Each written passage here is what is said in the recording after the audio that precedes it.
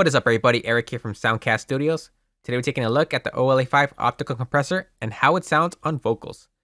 So this compressor has actually become my go-to vocal tracking compressor, and I really like how it sounds, and I'm not sure I can find a better tracking compressor at that $350 price range.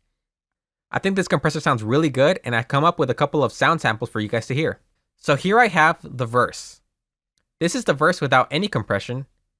And then this is with the compressor dialed in at a 4:1 ratio with the modern setting, because this compressor does have both a modern and vintage output, which we'll get to later.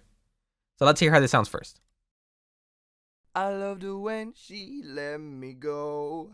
So when I saw her, I loved her when she let me go. So when I saw her. So audibly and visually, you can see that it is evening things out. Right here you can see more even than this one, and it's bringing up the quieter parts at the beginning of the phrase. And so at a 4:1 ratio, I think it's very mild compression. I tried to not over compress for this situation because we're going to be over compressing in the next situation, which is right here. This is the chorus, which is the part where the vocals are the most dynamic. And so I decided to set the ratio at 12:1. And also I ran it through the modern output, the vintage output, and also used the mix knob dialed in at 50%. So this allows you to keep a lot of the initial transient and not over compress things, but it does give you a substantial amount of compression still. So this is really the best of both worlds and kind of prevents you from really damaging your audio beyond repair. So let's hear how this sounds. She always makes me wanna cry. Oh, oh, tries so hard to reach her, but she's always on the run. She always makes me wanna cry. Oh, oh, tries so hard to reach her, but she's always on the run. She always makes me wanna cry. Oh, oh, tries so hard to reach her, but she's always on the run. She always makes me wanna cry. Oh, oh, tries so hard to reach her, but she's always on the run.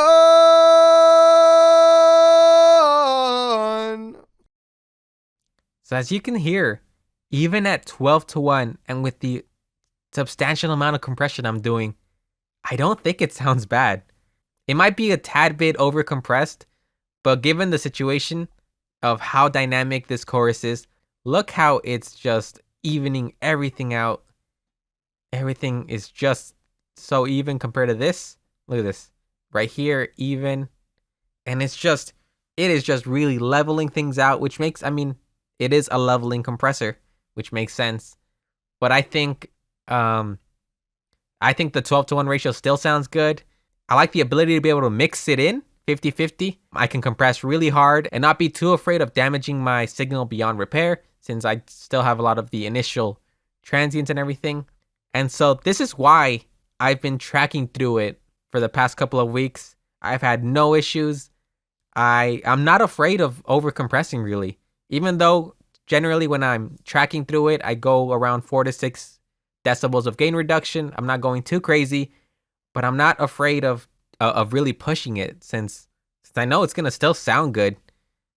And so one last thing I want to point out is the difference between the vintage and modern output. I'm not sure if you were able to tell, but the vintage definitely, it's a little more colorful and it's also a little less bright.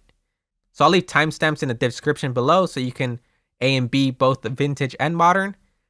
But if you're having trouble hearing the differences, I've inverted the phase on this track. And so I'm going to solo both of them. Since they were basically set to the same setting, the only difference being the output, we should get a relatively accurate description of what the differences in sound is when you flip the phase. So here it is. She always always makes me wanna cry. Oh, oh, tries so hard to reach her, but she's always on the run. So you can hear a little bit of that little brightness. That is what the vintage is taming, which makes it sound a little less bright. I do think it's compressing slightly more because it is taming some of that high end, but I think it sounds really good as well. And it's another flavor that this compressor can add depending on the situation.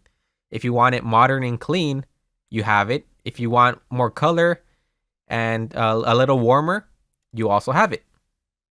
So hopefully this video has given you some insight into why I think it's such a good compressor to track through and why I like it so much. I think it's really versatile and it's really hard to make sound bad, maybe just because of the inherent nature of optical compressors. And so that is going to be the end of this video. In the comment section below, let me know what you liked, what you didn't like, and what you thought I could have done better. And I'll see you all in the next video.